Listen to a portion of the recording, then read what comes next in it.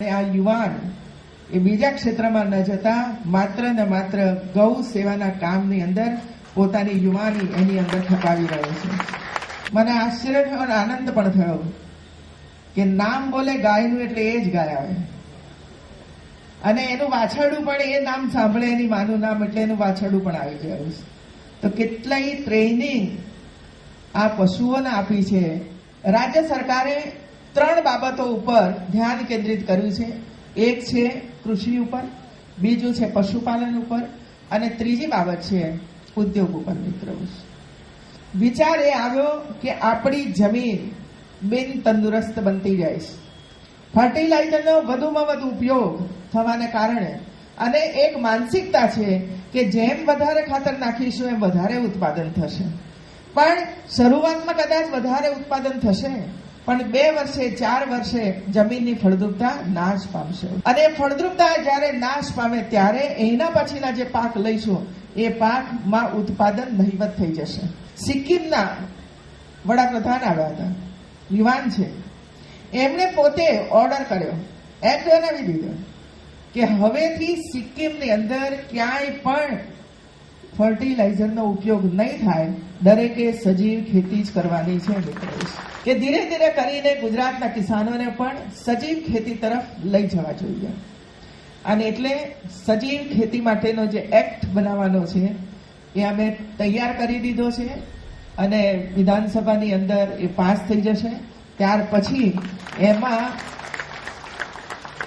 કયા પ્રકારની મદદ કિસાનોને કરવી, સજીવ ખેતી માટે કઈ મદદ કરવી, એના માટે પણ જીઆર લગભગ તૈયાર થયા છે. મારી સમક્ષ 1-2 દિવસની અંદર એ આવી જશે. મિત્રો, એટલે સજીવ ખેતી તરફ પણ આપણો કિસાન આગળ વધે એના માટેનો રાજ્ય સરકારનો પ્રયાસ છે અને એની અંદર જે કઈ જરૂરિયાત ઊભી થશે અને તમારા દ્વારા માર્ગદર્શન મળેલું છે, કારણ કે એની અંદર ઘણા બધા ભાઈઓને બોલાવ્યા હતા, એમના માર્ગદર્શન, સૂચનો અને ઉકેલો એમની પાસેથી લીધા હતા અને બધાને આમે જ કરીને આપણે આ એક નીતિ તૈયાર કરી છે અને એ નીતિ આપણે થોડાક સમયની અંદર જાહેર કરવાના છીએ. એની સાથે સબસિડી અને કયા પ્રકારની મદદ કરી શકાય એ પણ આની સાથે આપણે જોડેલું છે.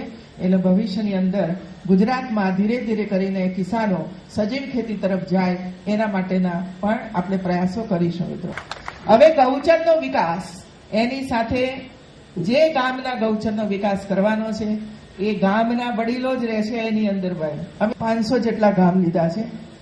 આ તો પ્રાયોગિક ધોરણે કરવું પડે, એટલે 500 જેટલા ગામ અત્યારે 100 કરોડ રૂપિયા એમના હવાલે મૂક્યા છે અને એટલા માટે બંનેની અંદર પણ ઘાસ ઉગાડી શકાય, ઘાસને વાવી શકાય છે, ઉગાડવા અને એની આજુબાજુના જે કોઈ પશુપાલકો છે એ બધાને એની સાથે જોડવા, એના માટે પણ મેં હમણાં એક બંદી વિસ્તારની એક મિટિંગ કરી છે અને એની અંદર પણ આપણે આગળ વધી રહ્યા છીએ.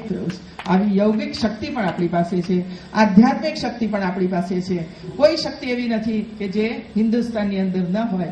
એવું જ્યારે આપણા પૂર્વજો કરીને ગયા છે ત્યારે વર્તમાનમાં શીખી અને ભવિષ્યની અંદર આપણે મૂકતા જઈએ, એ જ અભ્યર્થના